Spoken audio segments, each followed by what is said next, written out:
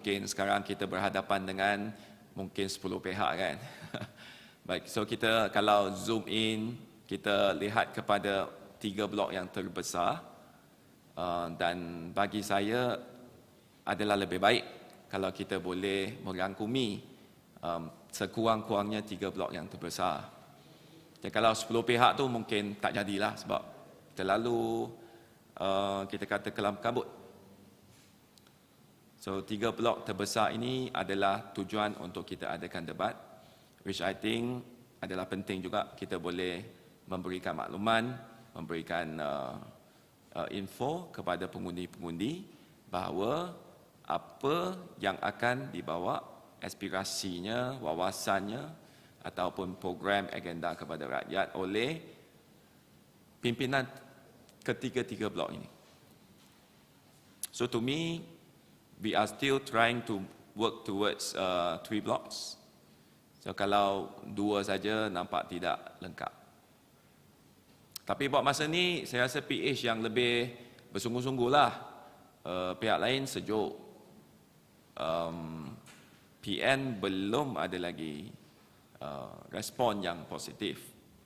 Dan juga daripada UMNO dan PN. Kalau kita sedar sebelum ni ada cadangan untuk berdebat di parlimen lain, contohnya Simpang Renggam. Ianya juga ditolak oleh UMNO dan BN. So bagi saya, untuk menyuburkan budaya untuk berdebat, budaya demokrasi, debate is one of the best platform. Sebab kita nak pimpinan kita yang boleh berhujah, yang boleh membawa pengisian yang padat, dan juga yang boleh berdebat, bukan saja di peringkat Malaysia, tapi di juga arena peringkat antarabangsa. So to me, we have to work towards that untuk menampilkan tokoh-tokoh calon-calon PM supaya mereka ada ruang untuk berdebat. If not this week, kita cuba next week. Sebab masanya agak tersingkat sekarang. Kita tinggal saja 12 hari. Alright, you need speak with the mic. On the 16th of October, right, the UMNO president did say that his decision is final and the PM candidate nominee is Ismail Sabri. So what is this based on? Because even the letter has been sort of rubbished, the letter which claims that Zaid had nominated himself as the PM candidate. Yeah. It is, the statements were made before that, but do not discount what's happening on the ground and what's happening within these few days, because statements were made prior to the nomination, right? And as you know, a day in politics is a long day. Many things have changed. I don't like to quote Shahidan, but he also mentioned that bahawa dia minta Ismail Sabri berhati-hati di tengah jalan. Silap-silap akan kena kencing. So this is what he said. And as an insider, I mean, we do take all these signals seriously. So from the elite of UMNO and also from the grassroots, even at the bilik gerakan level, we are not seeing the message or the decisions being translated on the ground. And this is worrying because politicians should take our words for granted. But in the past, I think rakyat has a very strong trust deficits on politicians. And we need to remind the people that things might also change, or this is a warning sign. So it's better if UMNO BN can give reassurance, not coming from the mouth of the horses, of the horse itself, but a kenyataan rasmi. If I may add, component party, MIC MCA of Barisan Nasional, also very muted on this issue, if you all notice. So is this also another implicit signs? I'm not sure. But let's wait for kenyataan rasmi from UMNO and BN. Ada soalan lain tentang isu ni?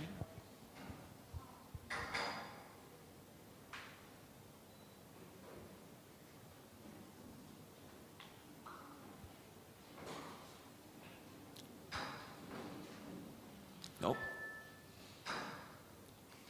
Okay. And I think back to the issue of Shahidan Qasim. I think he also quoted that a few candidates were dropped, and those candidates were seen to be very close to Ismail Sabri. And this happened after the announcement of PM candidate by UMNO itself. And if you read it properly between the lines, it says that pemilihan calon BN Ahmad Zahid Hamidi telah pun melanggar syarat-syarat ataupun convention sebelum ini, which is the candidate should be nominated by the kawasan or bahagian, and then it will be decided by the UMNO top 5. Okay? Top 5, the President, Timbalan, and the Tiga Naik. But this is not happening this time. Many seats, I presume, is decided solely by Ahmad Zahid. So, I think media should take all these statements also into consideration. And we'll see. I don't see any Ismail Sabri billboards yet. Have you all seen it? Melainkan di Bera lah. I travel to Pahang semalam tak ada. I mean in Selangor tak ada, PJ tak ada. So all these signs are showing that he might not be the Prime Minister candidate. Okay. Any other issues? Maybe not related to this.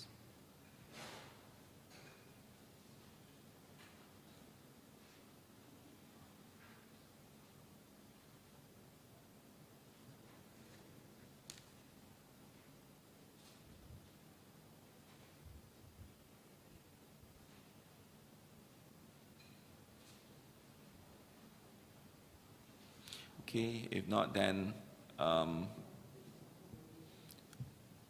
we will wait for the arrival of Saudara Rafizi Ramli. I think refreshment is on the way. I know the room is a bit cold. Dia sejuk. Ya, bila sejuk ni cepat lapar. Some refreshments are there outside.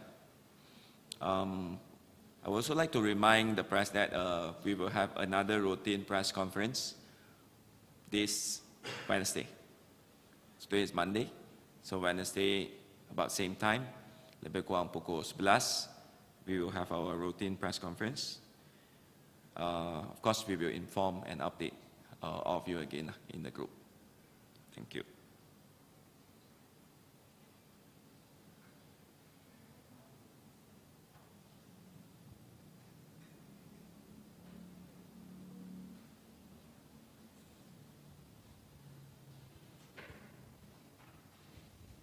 All right.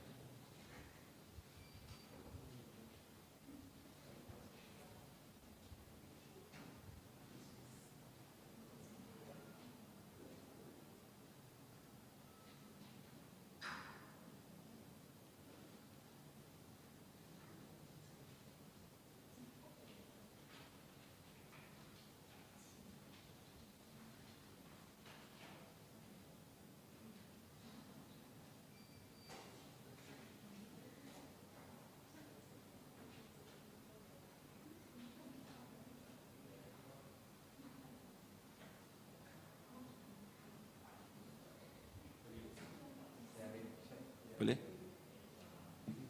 Di. Okey. Boleh? Macam mana? Dekat sini ya.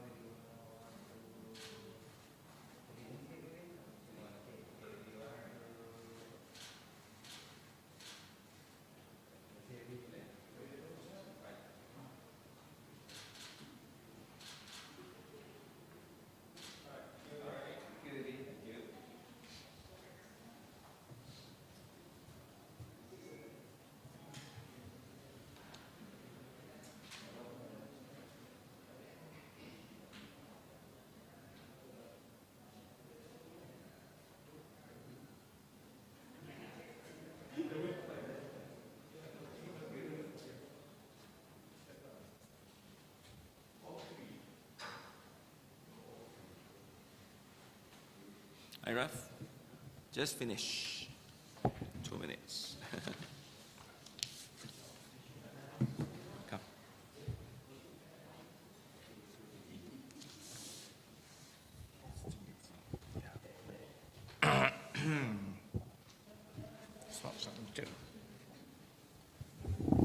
Baik, Assalamualaikum warahmatullahi wabarakatuh. Kita ada 3, jadi dia agak panjang. Jadi kita nak pilih yang mana, yang panas dulu ke, yang biasa dulu ke, yang kompleks dulu ke.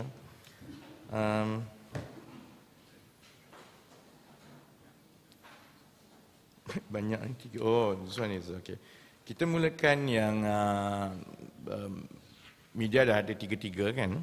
Kita mulakan dengan yang pertama, iaitu berkenaan dengan kerajaan caretaker tidak boleh membuat anugerah tender.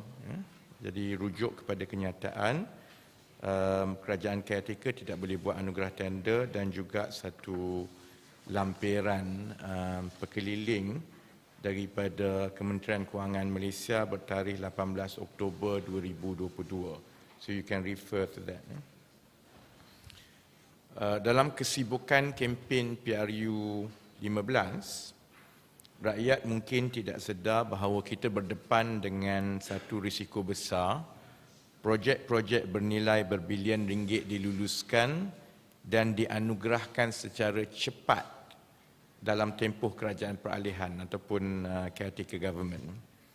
Sejak beberapa minggu lalu, saya telah dimaklumkan bahawa ada satu usaha dan usaha-usaha juga di kementerian-kementerian lain untuk meluluskan projek-projek bernilai berbilion ringgit dengan segera tanpa mengikut prosedur perbendaharaan yang telah ditetapkan oleh Kementerian Kewangan.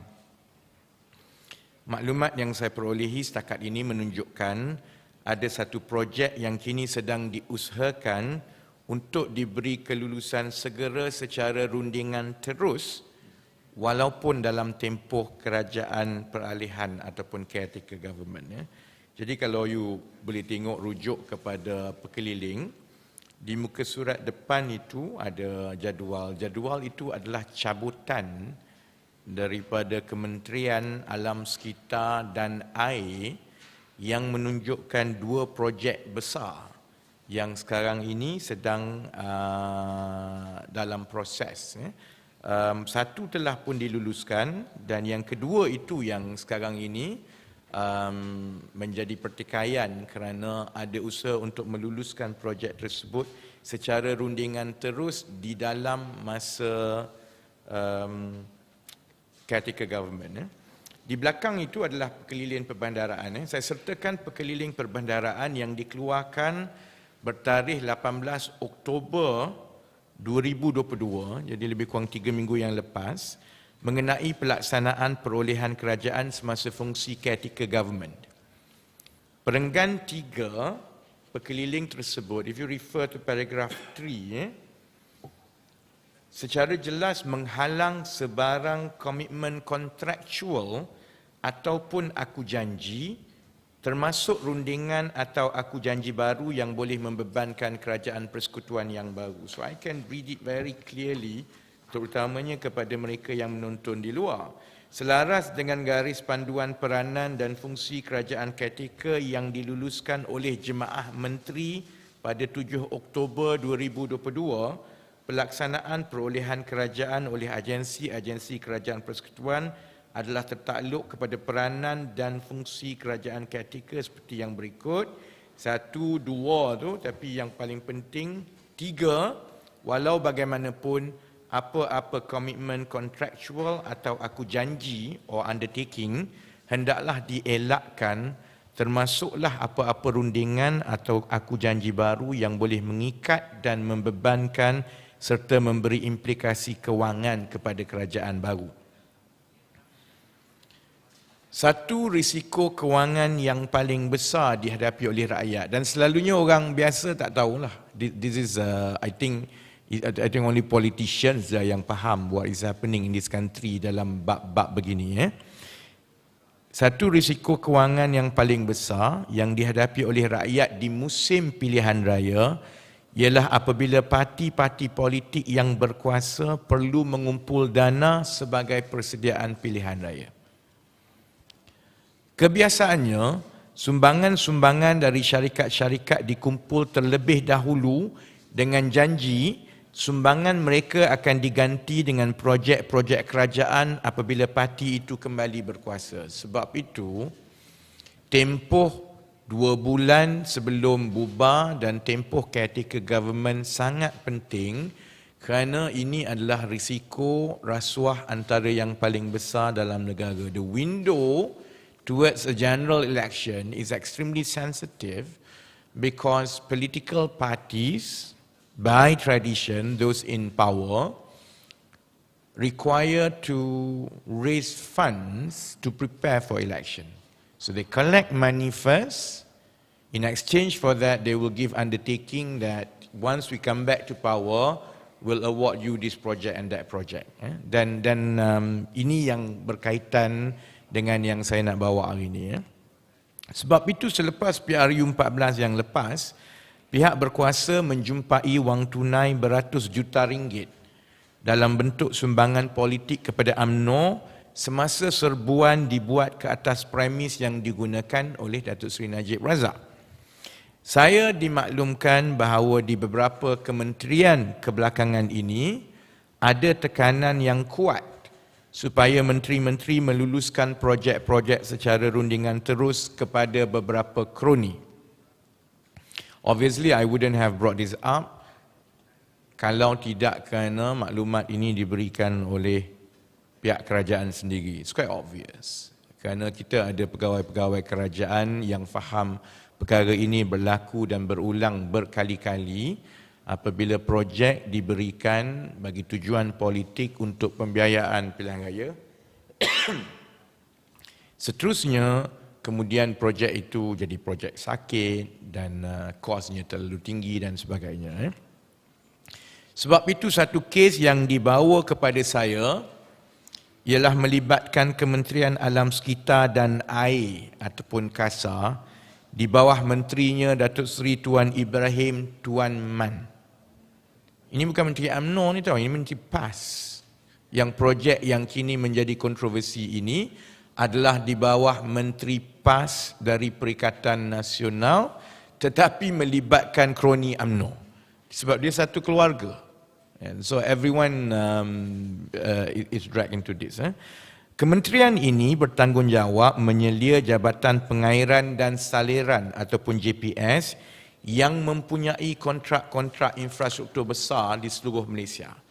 So Kementerian Alam Sekitar dan Air ini they have big ticket items projects. Projek dia orang selalunya berbilion-bilion because it's huge infrastructure project. Terutamanya kebelakangan ini iaitu projek-projek penyelenggaraan banjir. Semakan saya menunjukkan ada 2 projek yang dikendalikan kementerian ini yang melibatkan satu kroni yang rapat dengan pimpinan UMNO dan saya akan tunjukkan selepas ini. Saya boleh dedahkan bahawa kementerian yang dipimpin Timbalan Presiden PAS ini telah pun menganugerahkan satu tender bernilai RM578.6 juta kepada Mangku Bumi Sendirian Berhad. Syarikat itu bernama Mangku Bumi Sendirian Berhad untuk kerja-kerja menaik taraf kolam tebatan banjir Kerubung Durian Tunggal secara tender terhad ataupun dipanggil selektif di bawah satu program yang dipanggil Jana Wibawa. When I say Jana Wibawa, saya tahu orang-orang di dalam Bersatu dan di dalam UMNO akan takut kerana ini adalah projek-projek yang dianugerahkan dalam 1-2 tahun yang lepas tanpa banyak proses dan prosedur. So it was full with, it was shredded in secrecy. But billions were awarded in the last 2 years under Jana Wibawa on the pretext of giving projects to Bumiputra companies. Projek ini sebenarnya diumumkan sendiri oleh bekas Perdana Menteri Datuk Seri Ismail Sabri. Jadi ada laman di situ boleh ditengok sendiri. projek ini baru saja lagi dianugerahkan, lebih kurang saya ingat dalam 2-3 bulan yang lepas sahaja syarikat Mangkubumi ini berjaya mendapat kontrak. You actually printed the whole petition, bankruptcy petition. I thought, okay.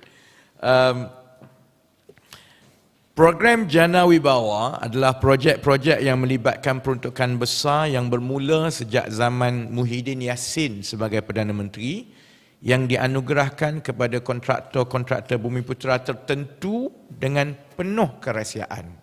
Terutamanya kerana ia melibatkan tempoh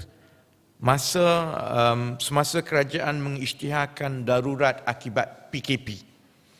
So, benda ni sebenarnya berkait, semasa darurat dan sebagainya, there were not enough check and balances, jadi ada banyak procurement kerajaan dan projek-projek kerajaan, dan sekarang ini kita akan gali satu persatu lah.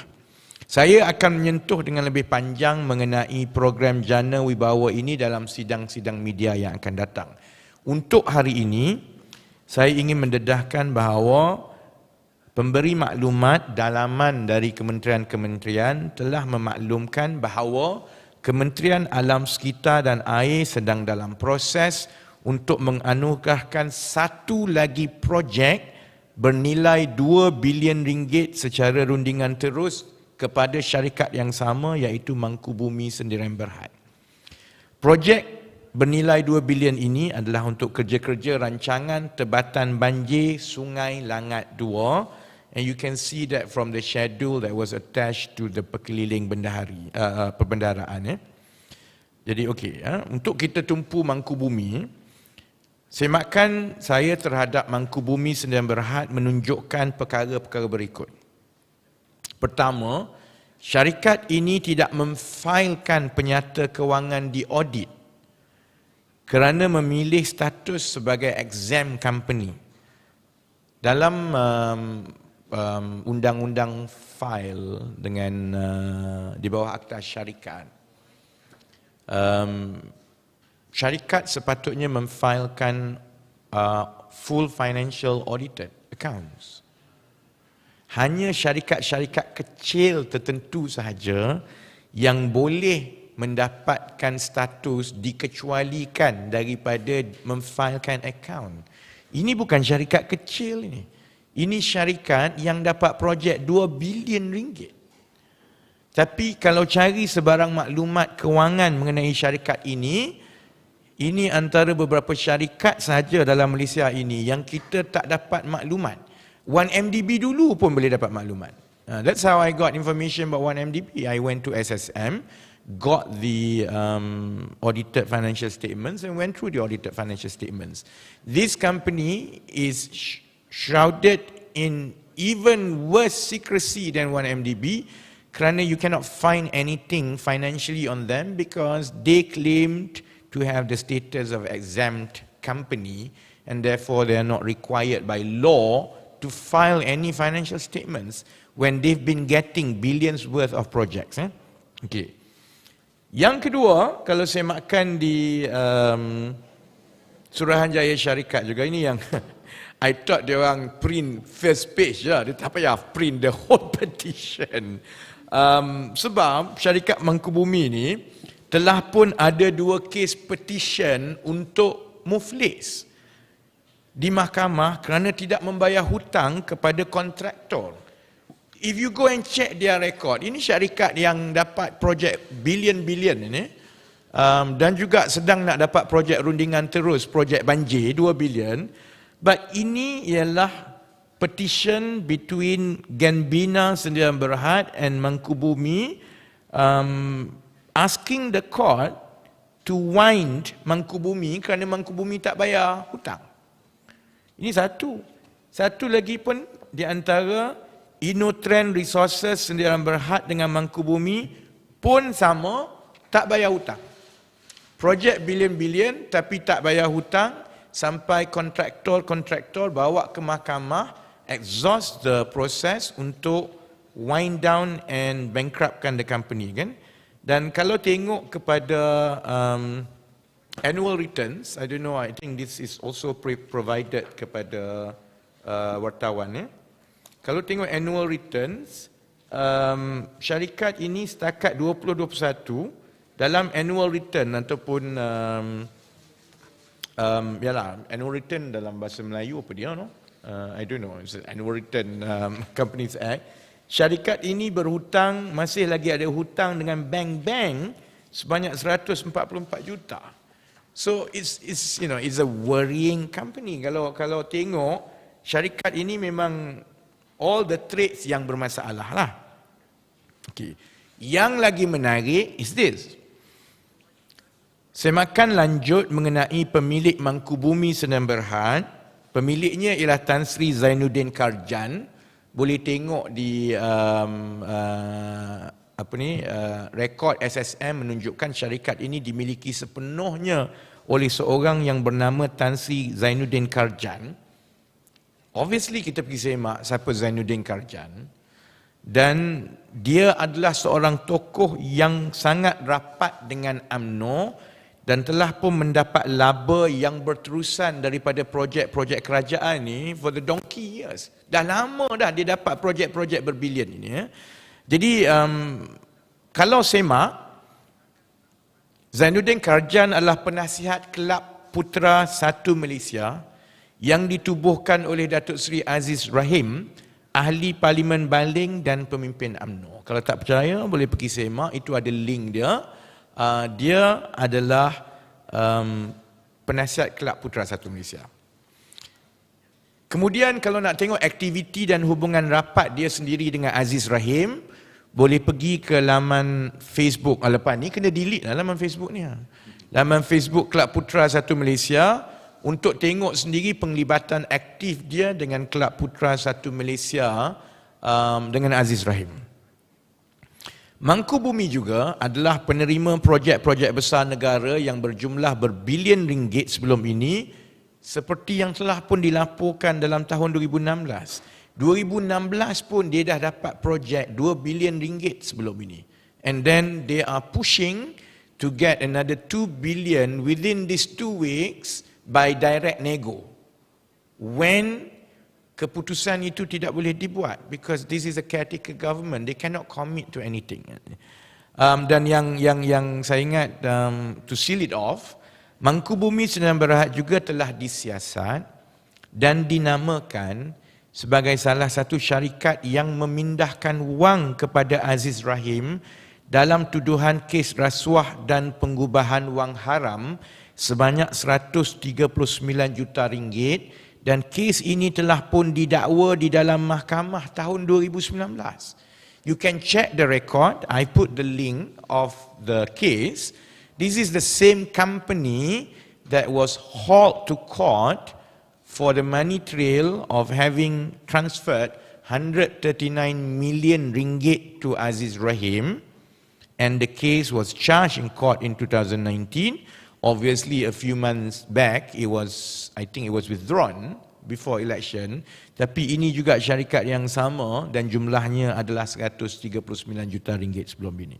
Maka, sebab itu, apabila saya faham kebimbangan pegawai-pegawai kerajaan bahawa Kementerian Alam Sekitar dan Air kini dalam proses untuk menganugerahkan projek bernilai 2 bilion ini secara rundingan terus, perkara ini hendaklah dijawab dengan segera oleh menterinya, iaitu Tuan Ibrahim Tuan Man, Timbalan Presiden PAS. Tambah lagi kerana Tuan Ibrahim Tuan Man juga, walaupun kalau dia nak tai chi kepada UMNO, kepada syarikat UMNO, dia adalah menteri yang sebelum ini telah pun meluluskan 600 juta ringgit kepada syarikat ini beberapa bulan yang lepas di bawah program Jana Wibawa. Jadi sekarang ada lagi 2 bilion yang sedang diproses. Sebab pandangan saya mudah saja, kalaupun telah ada apa-apa yang itu kemudian terpulang kepada PAS untuk menjawab apa kaitan di antara Tuan Ibrahim, Tuan Man, PAS dan juga kroni besar UMNO ini, apabila dalam tempoh 6 bulan ada 2 projek bernilai 2.6 bilion yang berkait dengan syarikat Mangkubumi ini. But my interest is quite straightforward. this project should be stopped. It cannot proceed.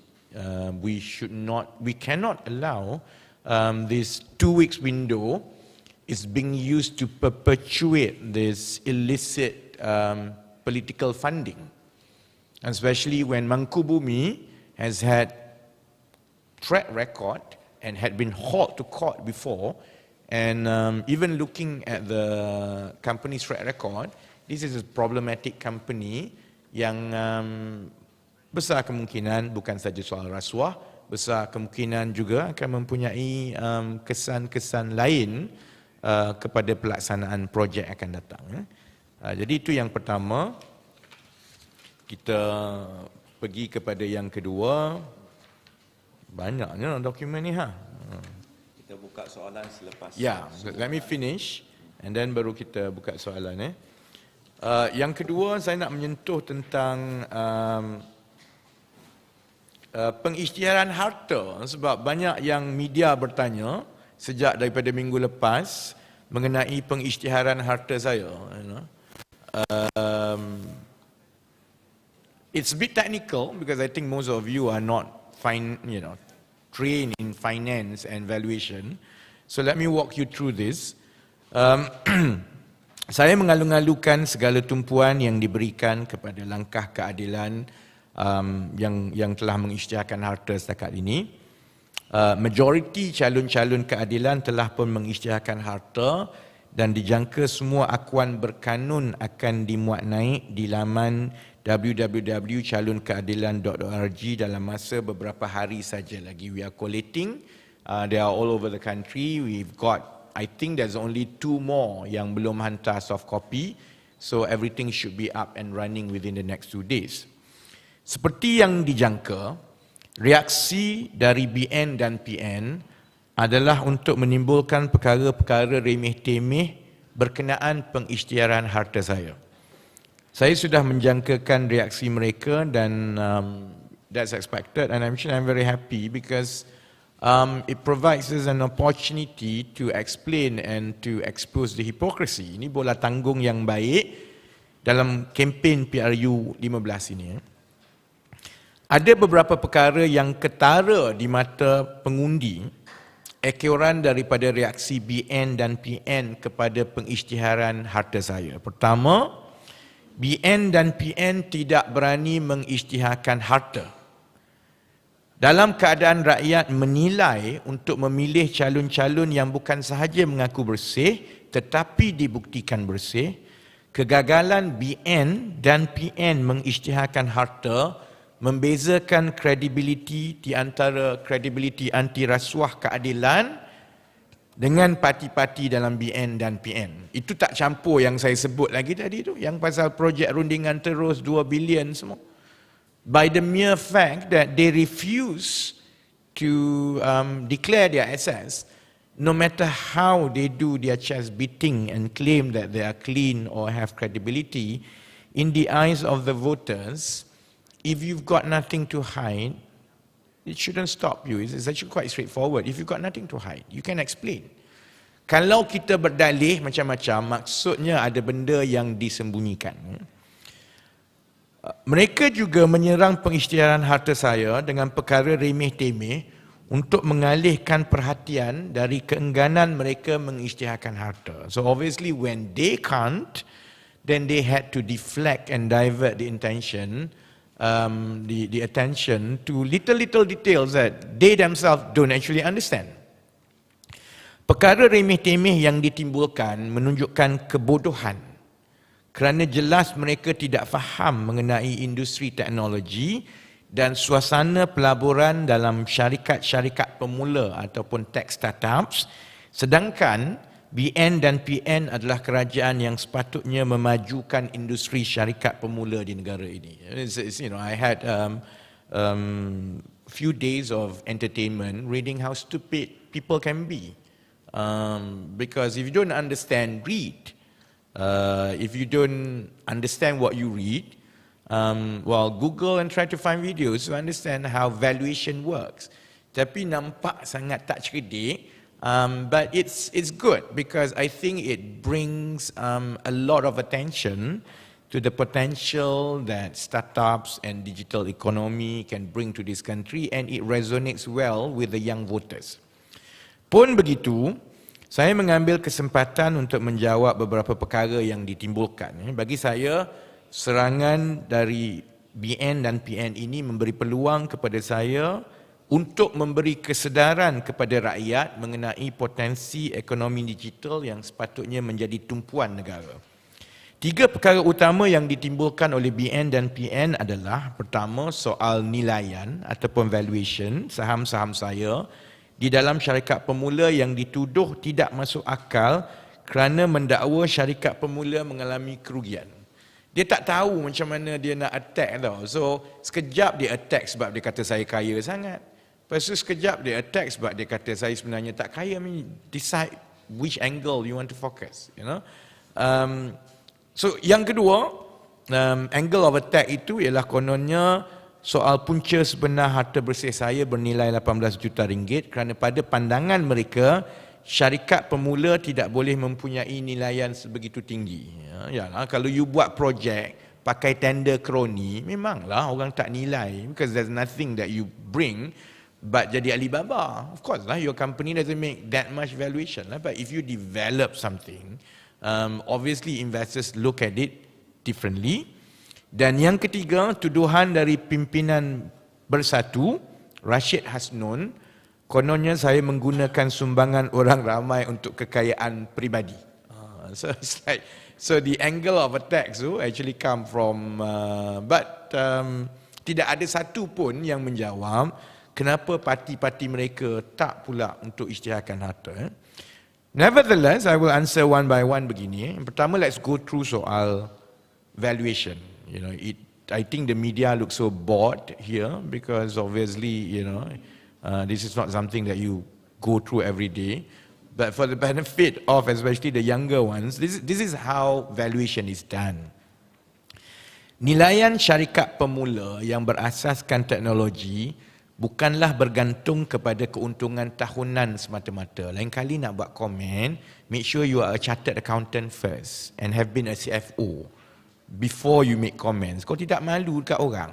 Prinsip account pun tak lepas nak buat komen. Secara umumnya, nilaian sesebuah syarikat pemula bergantung kepada 3 perkara. Pertama, potensi platform atau teknologi yang dibangunkan dapat dikembangkan dengan cepat di banyak pasaran dan digunakan oleh banyak pengguna. Dalam konteks ini dipanggil adoption scalability. The more scalable it is, the more value is ascribed to your company. Yang bergantung kepada satu kriteria yang dipanggil sebagai product market fit. Jadi dia tidak tengok pun sebenarnya kepada keadaan kewangan pun. Dia tengok kepada produk dan teknologi yang dibangunkan itu sama ada dikira ada product market fit ataupun tidak. Kedua, prestasi menjana perolehan dari awal yang berkembang pesat setiap tahun atau yang dipanggil revenue growth. Kerana kebanyakan syarikat pemula di seluruh dunia lepas 3-4 tahun pun tak ada perolehan lagi, tak ada revenue. Jadi kalau awal-awal ada syarikat yang daripada tahun pertama dia dah ada revenue dan revenue itu berkembang dengan baik, obviously it's not just the quantum of the revenue, it's the potential that there is a product market fit, and that's why the revenue is picking up. And if it's scalable to more markets, obviously the valuation ascribed will be higher because the potential in other markets is a lot higher. Dan yang ketiga, kemampuan mengimbangi pertumbuhan perolehan dan mengawal perbelanjaan supaya syarikat pemula ada tunai yang mencukupi untuk masa yang panjang ataupun cash sustainability. Sebab masalah utama syarikat pemula teknologi adalah kerana mereka mendapatkan pelaburan dengan lebih mudah daripada pelabur-pelabur, tetapi mereka tidak pandai menguruskan tunai, mereka berbelanja dengan cepat. Sebab itu kadang-kadang kita tengok, kadang-kadang dia ambil orang ramai, 3-4 ribu orang, tak sampai 2 tahun dia buang 3-4 ribu orang. So it's that cycle. So the ability to demonstrate that you have the financial discipline to preserve your cash runway supaya that you have a cash sustainability without having to burn cash too much too quick. Jadi ada pelbagai model kewangan yang digunakan secara piawai untuk menilai syarikat-syarikat pemula. Model-model ini berbeza mengikut kehendak pelabur firma modal teroka ataupun in English is called venture capital firm. Different venture capital firm has different investment objective. They have their numbers, so they do their own valuation based on those general criteria. They will do their own to fit their portfolio and to arrive at the valuation.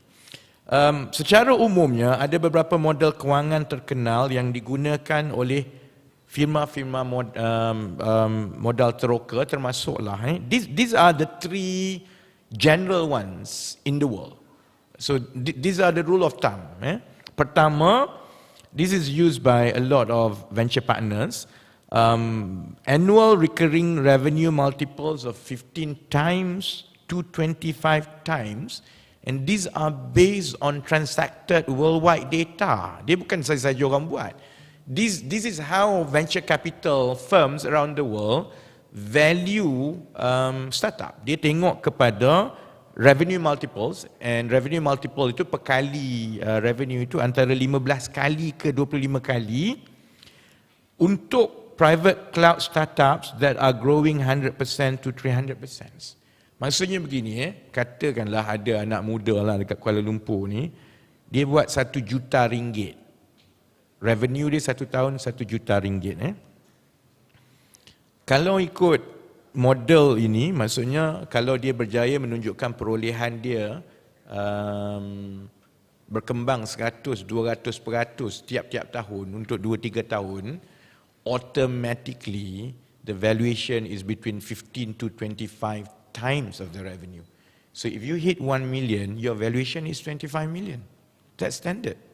That's how the whole world makes money nowadays. Kan? Jadi tak payahlah nak dapat projek tebatan banjir ni. It's a lot better to focus on digital and tech because you will have people who will come and invest. Ada juga contohnya yang multiple 10 to 20, ada juga multiple, dia bergantung kepada produk, sama ada is a private cloud, sama ada is a public cloud, sama ada is and so on, kan?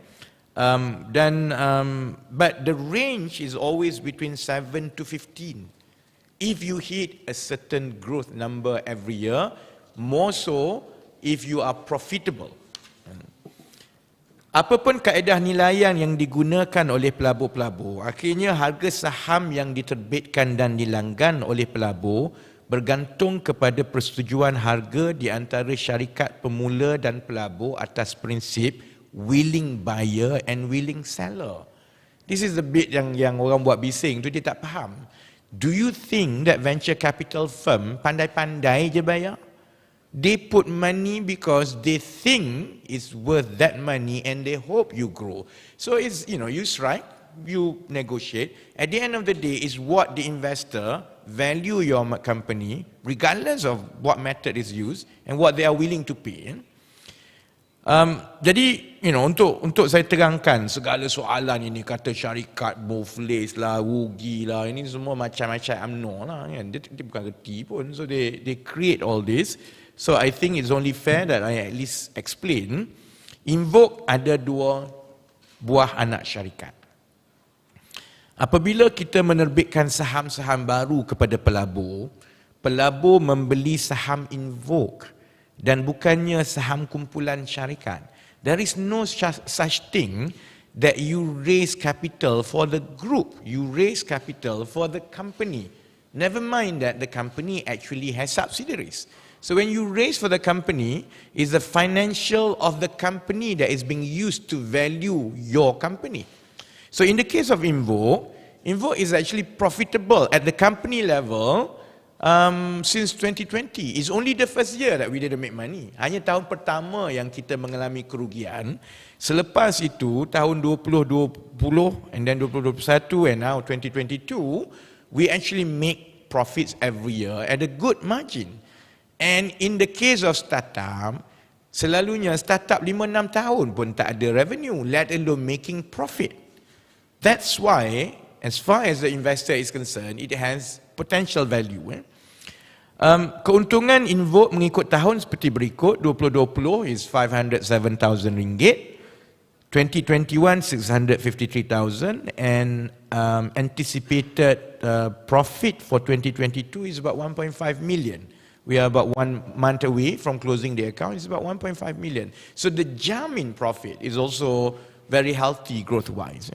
Di kalangan syarikat pemula dan syarikat teknologi di seluruh dunia, keupayaan menjana keuntungan dari mula adalah satu prestasi yang baik kerana lebih 90% syarikat pemula tidak pun menjana keuntungan selepas 5 tahun beroperasi.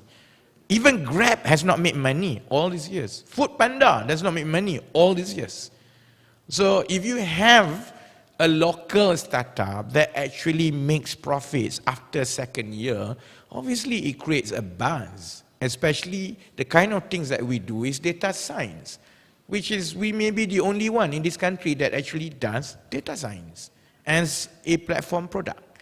So, I mean, I can understand if people don't understand it. You know, tapi to show the stupidity, it's a disservice, terutamanya kepada yang muda-muda yang kita nak galakkan to get into this startup and also to get into this data science and software engineering, because it offers a lot more money than what people are doing now. Propaganda BN dan PN kononnya Invoke mengalami kerugian hanyalah kerana mereka tidak faham membaca penyata kewangan yang penuh. That's why I say next time, go to school. Belajar baca macam mana nak baca financial statements before you make a fool of yourself. Kerugian Invoke hanyalah di peringkat kumpulan dan kerugian itu semakin berkurang dari satu tahun ke satu tahun. Serta dijangka akan mula mencatat keuntungan terkumpul di peringkat kumpulan dalam masa beberapa tahun akan datang. So, terbitan saham terakhir Invoke adalah dalam tahun 2022 pada nilaian 75 juta. We actually issued shares at 75 million ringgit valuation lebih kurang 6 bulan yang lepas. So what I included at 17 million valuation, that is already extremely conservative by any standard. But I mean, it's a paper value. The whole idea is to grow the company and then list it in 2 or 3 years. Because once you IPO it, then you realize the gains. Then okay lah, I have money lah. But now it's paper value. But even then, we transacted about 6 months ago at 75 million. So 17 million ringgit valuation is not a big deal. Tapi itu masalah rakyat Malaysia kerana kita sangatlah ketinggalan zaman. We don't know the opportunity. You don't know that basically you can take a bunch of kids, train them for 2 years, build a company, and they can build a 50 million company in 2 years. If you do it right. So, but now, everyone is making fun and so on because they don't understand. And this is the bit that you notice, I purposely built the storyline to come to this. Because I want to tell the younger ones that you don't have to be corrupt. You can actually build a well-off business that doesn't have to bid for government contracts. Build a product that can go to Indonesia, to Australia, to Philippines, and people will value your company. You will make your millions by the time you are 30 plus, if you work hard. Tapi yang paling penting, okay, this is the clinch lah. That's why you can't fault me for being cocky because it's not my words. This is an official valuation. Nilaian 75 juta itu pun yang kita terbitkan saham sebenarnya lebih rendah dari nilaian rasmi yang dibuat oleh Cradle, iaitu sebuah agensi rasmi kerajaan yang meletakkan nilaian Invoke pada harga 105 juta ringgit. Our official valuation by the government, by Cradle, is actually $25 million or 105 juta ringgit. Kalau tak percaya, that's the print screen, or you can go to www.mystartup.gov.my. yang dikendalikan oleh Cradle, and you can see that Cradle value us at $25 million. Dan valuation itu pun tidak dibuat pun oleh Cradle. Valuation itu dibuat oleh sebuah firma penilai bebas antarabangsa iaitu Venture Cap Insights. So you can go and check Venture Cap Insights based in Singapore, how they do valuation. It's actually an internationally recognized valuation. Whether or not we can attract investments at 105 million, that's a different thing. That's why I say it's a willing buyer and willing seller basis. Officially, the valuation is at around 105 million, but so far we transacted at 75 million. That's good enough for me.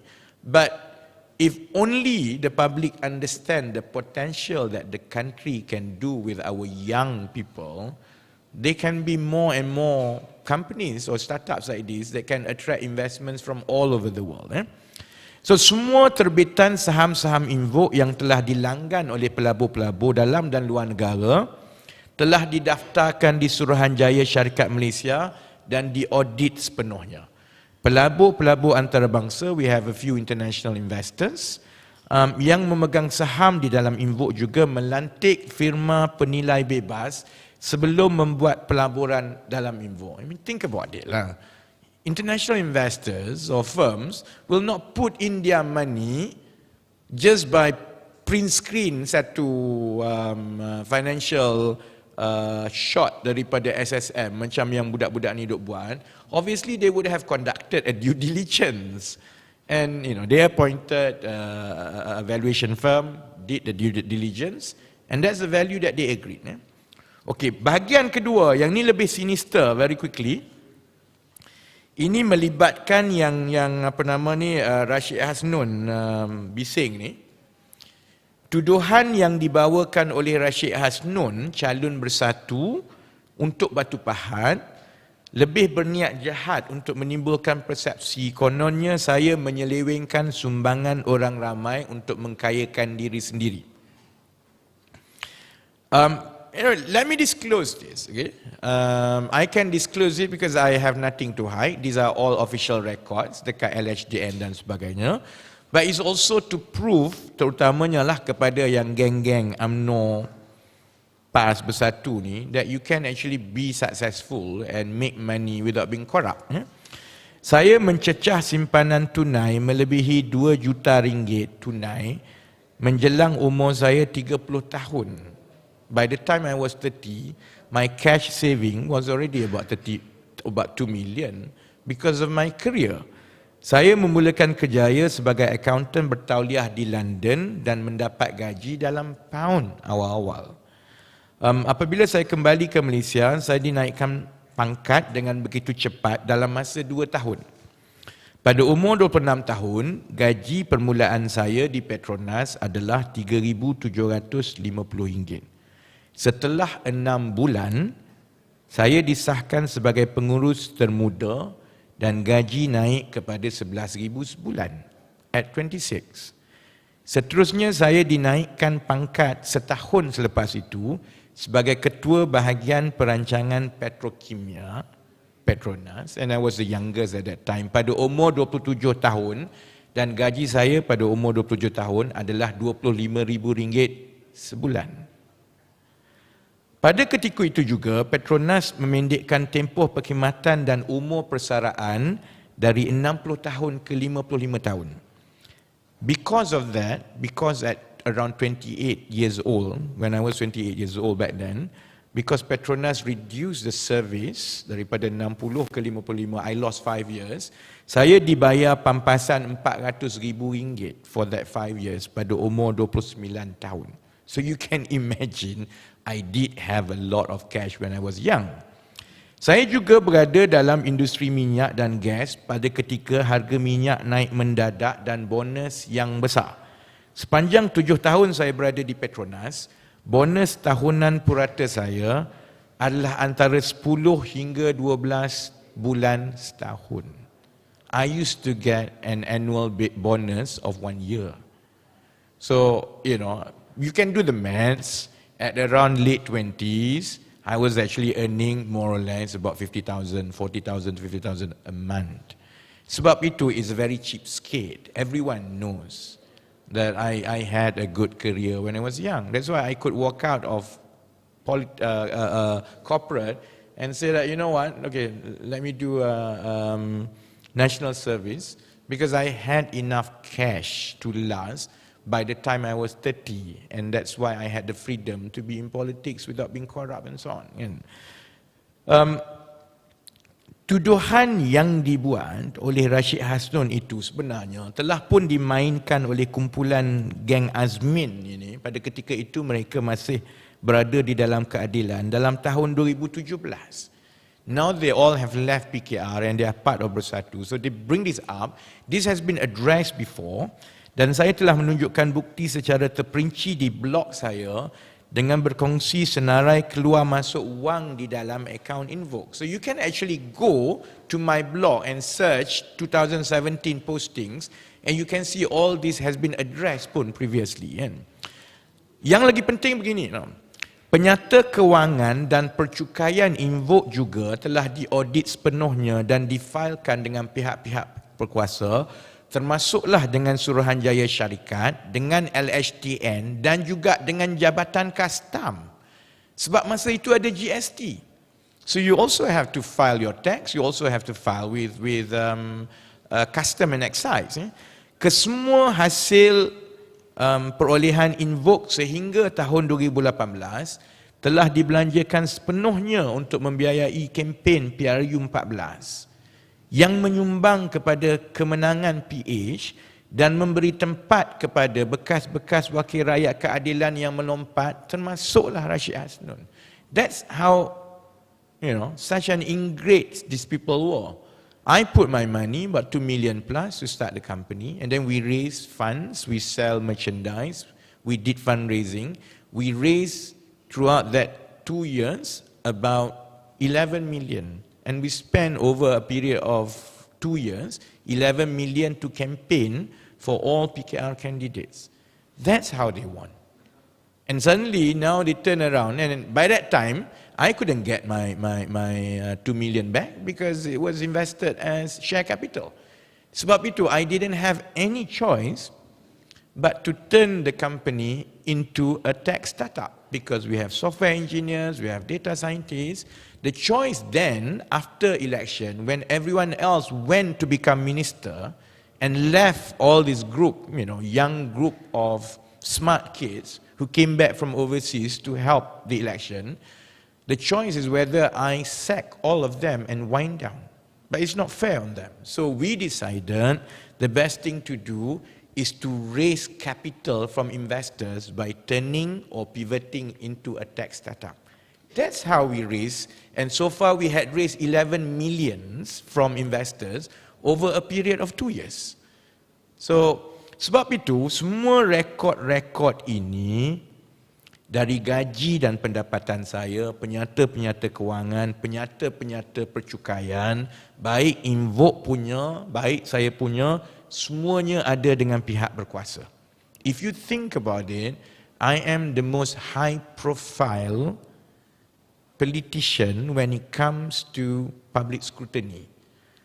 If my filing is not right, ataupun ada perkara-perkara yang diselewengkan, I will be the first one to be hauled in court. Sama macam Najib kena sebab tak declare assets or tak declare pendapatan dan sebagainya. I mean, the fact that until today everything goes well, because we account for every single cent and we have all the documents, and in fact all these documents are public records that can be checked at the very least dekat Companies Commission.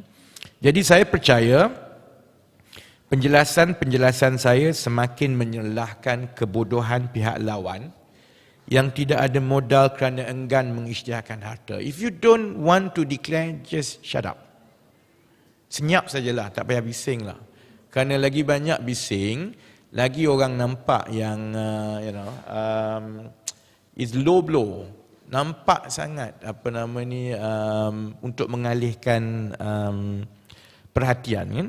Tapi yang lagi penting, and that's what I'm focusing every night when I talk in my ceramah, I'm trying to convince yang muda-muda bahawa jalan terbaik untuk mencari kekayaan ialah dengan membina perniagaan yang berdaya saing sehingga boleh menarik pelabur antarabangsa, bukannya dengan menyeleweng wang rakyat yang selama ini jadi model dalam budaya masyarakat kita. Budak yang nak kaya, they think they have to join UMNO so that they get projects. I want to prove that you don't have to do that.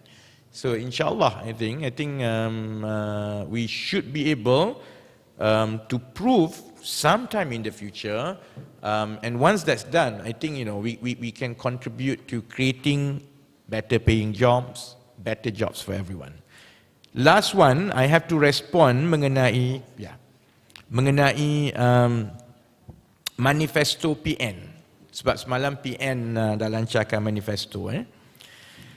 Saya meneliti pelancaran manifesto Perikatan Nasional oleh Tan Sri Muhyiddin Yassin semalam. Modal utama PN yang cuba disampaikan oleh Muhyiddin semalam berkisar kepada beberapa perkara sahaja. Pertama, tawaran-tawaran populis sebagai gula-gula pilihan raya untuk memikat pengundi muda, seperti pengurangan bayaran PTPTN kepada kumpulan sasar yang lebih besar. Dan kedua, Muhyiddin mengaku rekod penyelewengan PN yang dikatakan lebih bersih daripada BN dan PH. Sebagai pengarah pilihan raya dan jurucakap kempen PRU 15 bagi pihak keadilan, adalah menjadi tanggungjawab saya untuk memberi reaksi awal kepada manifesto PN semalam. Saya yakin kepincangan pentadbiran PN selama 18 bulan dan tawaran manifesto yang kita akan terus bagi perhatian sepanjang tempoh berkempen 2 minggu ini. Berikut ialah bidasan-bidasan awal saya setelah pengumuman semalam. Yang pertama, rekod pentadbiran PN yang gagal selama 18 bulan. Pentadbiran Muhyiddin dan PN akan diingati kerana memecahkan beberapa rekod dalam sejarah negara kita. Ia pentadbiran seorang Perdana Menteri yang paling pendek dalam sejarah negara, iaitu 18 bulan. PN juga ditubuhkan atas pengkhianatan wakil-wakil rakyat PH dan BN yang memesongkan mandat rakyat dalam PRU 14 demi jawatan dalam kerajaan. Hasilnya adalah sebuah kerajaan persekutuan yang tidak stabil kerana mengumpulkan kembali musuh-musuh yang berpecah belah dari UMNO, Bersatu dan PAS, tetapi duduk dalam satu kerajaan demi jawatan. Sebab itu, tempoh pentadbiran 18 bulan PN diingati dalam lipatan sejarah negara sebagai tempoh yang paling sengsara dan yang paling tidak stabil. Di bawah pentadbiran Muhyiddin dan PN sebagai Perdana Menteri, rakyat melalui 2 tempoh Perintah Kawalan Pergerakan ataupun PKP yang panjang yang memusnahkan ekonomi rakyat biasa. Tindakan-tindakan itu tidak pula berjaya menguruskan wabak COVID-19 dengan baik apabila negara mencatatkan 4.92 juta kes setakat ini dan kematian 36,482 orang yang memuncak sebenarnya semasa PN mentadbir negara.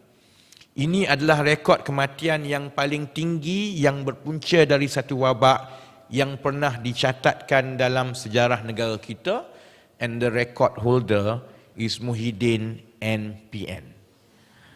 Kegagalan menguruskan wabak COVID-19 juga meninggalkan kesan ekonomi yang berpanjangan yang memusnahkan kehidupan rakyat terbanyak. Tempoh sengsara itu akan diingati selama-lamanya dengan peristiwa bendera putih, dengan hashtag kita jaga kita, apabila rakyat terpaksa bantu-membantu dalam serba kekurangan untuk meringankan beban golongan termiskin. Pentadbiran Muhyiddin dicemarkan lagi apabila beliau menggunakan darurat untuk kekal berkuasa. Ia satu lagi rekod penggunaan darurat semasa aman yang terpanjang dalam negara kita sehingga menimbulkan kenyataan-kenyataan yang dilihat bercanggah dengan institusi raja-raja. So dia pegang rekod paling pendek dalam sejarah jadi PM. Dia pegang rekod paling ramai orang mati masa dia jadi PM. Dia juga pegang rekod darurat paling panjang masa dia jadi PM yang paling pendek. So, for a prime minister to, make, or a former prime minister to give such a glowing praise of his track record. Sebab itu saya ingat perlu diberikan perhatian balik supaya rakyat ingat the actual track record. Muhyiddin akhirnya terpaksa meletakkan jawatan dikala jumlah kematian rakyat akibat COVID-19 semakin memuncak. Kedua yang saya nak bidas, tawaran dalam manifesto sebenarnya tidak dilaksanakan semasa mereka menjadi kerajaan. They had a chance. They were in government. They could have done what they promised last night, but they didn't. Antara tawaran-tawaran populis adalah pemotongan pembayaran balik PTPTN kepada golongan sasaran yang lebih besar, iaitu termasuk peminjam yang tidak mendapat ijazah kelas pertama. They want to widen the base to give exemption for repayment to more people. Muhyiddin dan PN lupa bahawa sejak 2018, Bersatu dan PN yang mengawal hala tuju dan pentadbiran PTPTN sepenuhnya melalui seorang pemimpin kanan Bersatu, iaitu Wan Saiful Wan Jan. Beliau adalah antara lantikan politik dari Bersatu yang pertama sekali dapat lantikan politik, iaitu sebagai pengerusi PTPTN. Sepanjang 4 tahun memimpin PTPTN, tidak ada satu penyelesaian menyeluruh pun yang dibawa oleh Wan Saiful untuk menangani kemelut pembiayaan pendidikan tinggi negara. Akibat pentadbirannya yang lemah, PTPTN dan PH menjadi bahan kritikan rakyat yang hebat. Logiknya, sebarang tawaran yang hendak dibuat mengenai PTPTN boleh dibuat serta-merta dahulu pun semasa PN menduduki kerusi Perdana Menteri dan pengurusi PTPTN. Perkara itu tidak berlaku. Sebab itu adalah menjadi kebodohan untuk cuba memikat hati rakyat sekali lagi mengenai tawaran-tawaran PTPTN, kerana peluang keemasan itu telah pun diberikan kepada PN selama 4 tahun. They had 4 years. 22 months semasa Wan Saiful Wan Jan sebagai pengurusi PTPTN, and about 30 months semasa kerajaan PN, 18 bulan Muhyiddin sebagai PM, dan another 30 months sambung lagi Wan Saiful Wan Jan sebagai pengurusi PTPTN. Lebih-lebih lagi apabila tawaran-tawaran itu tidak dibuktikan dapat dilaksanakan dalam keadaan kekangan wang yang ada. I don't think it has been costed. Unless they have done the costing and prove the costing, they can promise anything, but it doesn't seem that it's financially viable. Because as it is now, PTPTN doesn't seem to be financially sustainable. Sekarang pun PTPTN terpaksa meminjam dari institusi kewangan swasta pada kadar komersial dan memberi pinjaman pada kadar yang lebih rendah tanpa berjaya mengutip pinjaman sepenuhnya. Ia menyebabkan kedudukan kewangan PTPTN semakin pincang setiap tahun. Jika sekarang pun PTPTN tidak mampu mempunyai aliran tunai yang stabil, bagaimana pula ia boleh berbelanja lebih banyak untuk memberi pelepasan pinjaman kepada golongan yang lebih besar? Dan perkara ketiga, bila Muhyiddin kata PN itu bersih, itu pun bohong. Kerana pimpinan Bersatu dan PN terpalit dengan skandal besar negara. Sehingga kini Muhyiddin dan PN tidak pun menafikan keterlibatan pemimpin-pemimpin kanan dalam Bersatu dalam skandal-skandal mutakhir negara.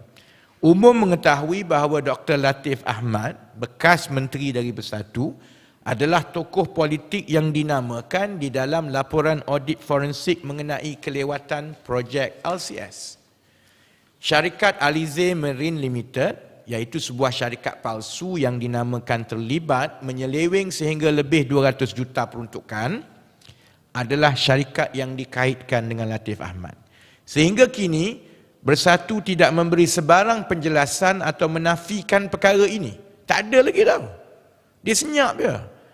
Latif Ahmad pula tidak menyaman saya kecuali hanya membuat satu laporan polis. Tindakan Bersatu seolah-olah mahu perkara ini dilupakan begitu sahaja oleh rakyat. It's quite obvious they buried their heads in the sand, hoping that this will just go away, but it will not, you know. Selagi kapal tu tak dapat, selagi itulah benda ni bising. Dalam tempoh berkempen ini juga, kita ada lebih kurang 1.5 minggu lagi, saya akan tunjukkan pula bagaimana seorang lagi pimpinan kanan bersatu, iaitu Ikmal Hisham Abdul Aziz, bekas Timbalan Menteri Pertahanan, terpalit juga dengan kontroversi perbekalan meriam artileri, self-propelled howitzer, orang askar panggil SPH, yang turut menjadi isu besar di kalangan pengurusan angkatan tentera. It's coming. It's just that we have about 2 weeks, so I really have to space issues one by one. But you have two of the largest defense scandals in this country, both actually connected to Bersatu leadership. Sebab itu sehingga kini Muhyiddin dan PN tidak berjaya menangkis bukti-bukti yang kita telah tunjukkan. Muhyiddin dan PN adalah golongan terakhir yang boleh mendabik dada kononnya mereka bersih. Semasa keadilan mengambil langkah berani mengisytiharkan harta, tidak ada seorang pun pemimpin dari Bersatu yang berani mengisytiharkan harta, sedangkan pandangan umum rakyat ialah ahli politik yang tidak berani mengisytiharkan harta ada sesuatu yang disembunyikan. Saya menyeru supaya pengundi-pengundi tidak lupa rekod kegagalan pentadbiran Muhyiddin dan PN selama 18 bulan. Walaupun tempoh 18 bulan itu bunyinya pendek, ia adalah tempoh yang paling sengsara yang mengakibatkan kematian yang paling tinggi dalam sejarah negara kita. Memberikan undi kepada PN samalah seperti kita mengundang kembali pengalaman dan kematian sengsara selama 18 bulan itu. Okay, any questions? It's a long one. We all should go for lunch. Okay, maybe saya ada mungkin 2 soalan kot. Yang pertama untuk berkenaan dengan isu tender. It's okay. Do you mind kalau boleh perkenalkan daripada Okay, mana baik. dan sebagainya? Saya Suhail Adnan dari Berita Harian. Okay, baik. Berkenaan dengan caretaker, soalan saya, adakah tindakan Kementerian Kasar ni meluluskan ketika caretaker government, tempoh caretaker government ni melanggar undang-undang, dan adakah YB akan lapor pada polis? Yang kedua, lebih kepada clarification saya rasa, berkenaan dengan syarikat tu kan, sebab tuduhan Datuk Rashid Hasnun, yang mengatakan YB ambil dana awam dan isytiharkan sebagai harta sendiri. Adakah maksudnya penjelasan tadi, artinya dana awam yang dikumpul tu 11 juta sebenarnya dah habis digunakan sewaktu PRU14, dan yang sekarang ni, yang dikumpul sekarang ni adalah tak ada kaitan dengan dana awam tu? Okay, let's take the first one dulu. Saya sebenarnya tidak tahu status sama ada projek rundingan terus, projek tebatan banjir Sungai Langat itu telah pun diluluskan ataupun tidak. Itu yang perlu dijawab oleh Tuan Ibrahim Tuan Man. Sebab kalau ia diluluskan, dan saya mendapat maklumat, ia dalam proses diluluskan dalam tempoh 2 minggu ini, sedangkan pekeliling perbendaraan menetapkan, dan itu sama juga dengan keputusan Jemaah Menteri, bahawa tidak boleh ada sebarang keputusan aku janji atau anugerah dalam tempoh kerajaan caretaker. Jadi kita kena tunggu maklumat selanjutnya, tapi perkara yang paling baik ialah saya minta Tuan Ibrahim Tuan Man supaya dengan serta-merta membuat kenyataan dan memastikan bahawa keputusan itu tidak dibuat sehinggalah kerajaan baru dipilih. Kerana kalau telah dibuat atau akan dibuat, itu memang melanggar peraturan perbendaraan dan boleh disiasat sebagai salah guna kuasa. Yang kedua tadi, bising batuk pun, this thing is actually on. Yang kedua, clarification saudara itu adalah tepat. That's exactly what happened. Semasa saya memulakan syarikat, wang yang saya masukkan itu dia jadi saham. Saham tu tak boleh ambil balik. You letak, you belanja habis kan. Tapi dalam tempoh 2 tahun, 2016 ke 2018, kita ada pelbagai aktiviti, contohnya subscription daripada pengguna, fundraising, kita jual merchandise.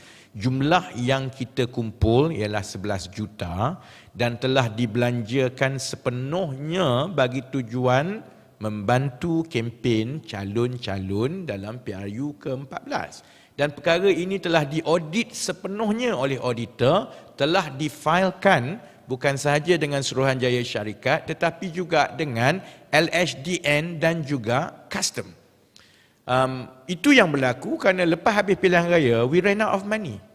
And I have about 150 staff to figure out what to do with them.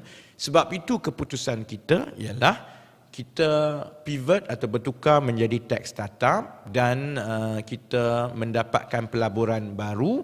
Jadi segala yang ada sekarang ini adalah suntikan pelaburan baru daripada pelabur-pelabur. Kita ada lebih kurang, saya ingat 11 pelabur sekarang daripada seluruh dunia. I know some, about 3 are overseas, the rest are locals. They came in at various valuation. Ada soalan lain? Lapar ni. Aku nak kencing actually. I always need to go to toilet nowadays. Any other questions? Yeah. YB, what is the justification of you endorsing Tian Chua as independent candidate? Sorry? What is the justification for you endorsing Tian Chua as an independent cabinet? Veena from NST here. I never endorsed Tian Chua as independent candidate. I think that's putting your words into my mouth. But the reports cite that you had actually blessed him, or given him your blessing. No, that's the thing. Okay, yeah. Watch my video. I was asked this question, what do you feel when Tian Chua contested as an independent candidate? My response was, this is a democratic country, everyone is welcome. And I think I want to focus on the real issues of the election, not to go into the nitty-gritty of personalities. That's what I said. So how it suddenly became into endorsing Tian Chua, I don't know how you came to that. Okay, what happens if he wins though? Well, I don't think he will win. Prabha will win, hands down. So that issue is speculative and doesn't even arise. Prabha will win, hands down. And we've seen the numbers. So, thank you. Any other questions?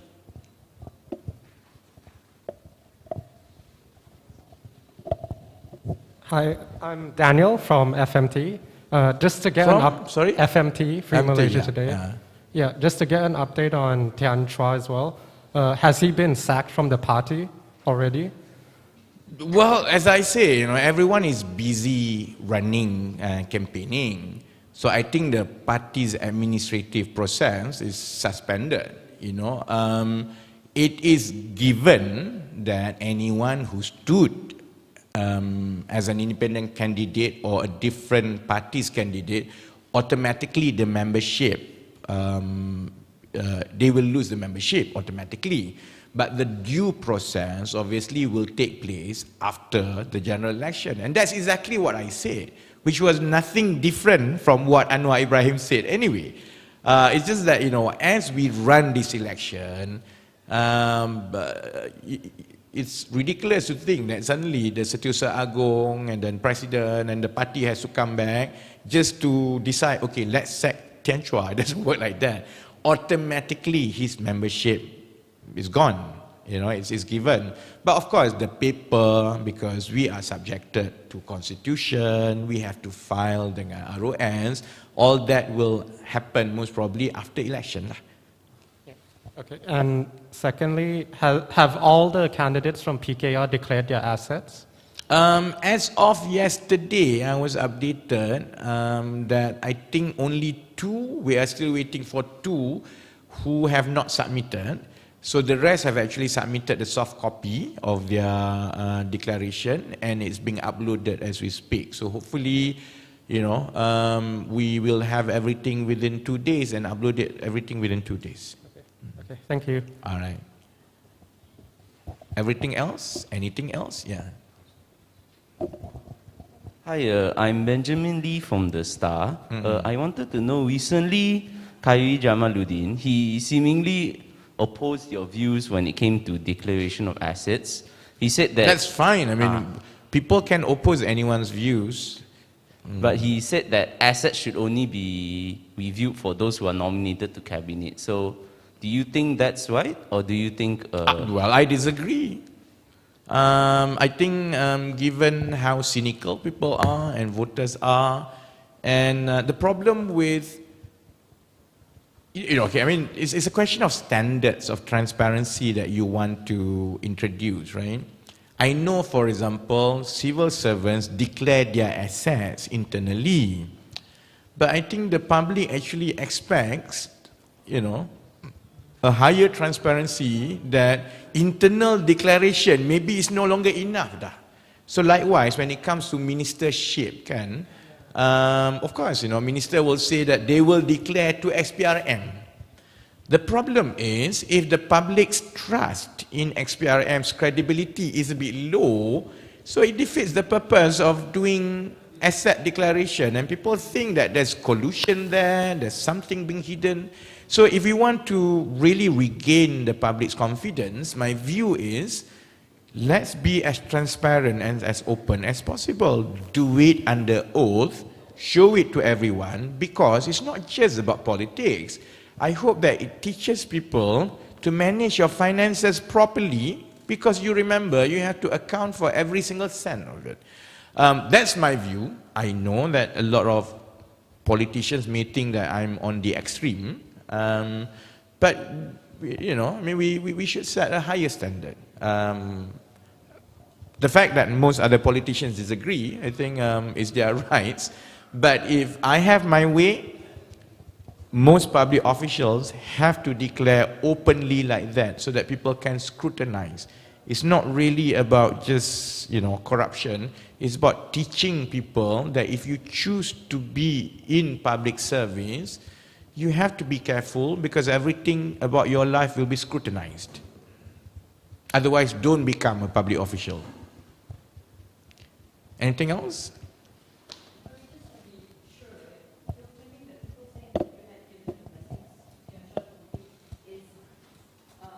I never said that. I don't give blessings. I don't know. It's definitely being super misquoted.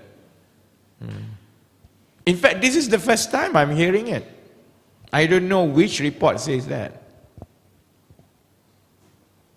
Which portal basically reports that? Anyway, that's clearly, because I was asked right after penamaan calon, and you can check the live, Facebook is on PKR's page. There's no such thing. I say it is right. And it's anyone's right. In fact, now ada 10 orang, 8 orang, 9 orang. And I don't think that it should be about personalities. He wants to move on. He says that he messaged people and say that this is the path that he wants to take. This is right. Party has discipline. We will win Batu, I think, inshallah. It's quite obvious. So good luck to him. And the due process will take place. It is a bit ridiculous that PKR's election director endorsed an independent candidate against his own candidate. I mean, the whole notion of that is a bit ridiculous if you think about it. Okay? Thank you very much. So I'll see everyone on Wednesday.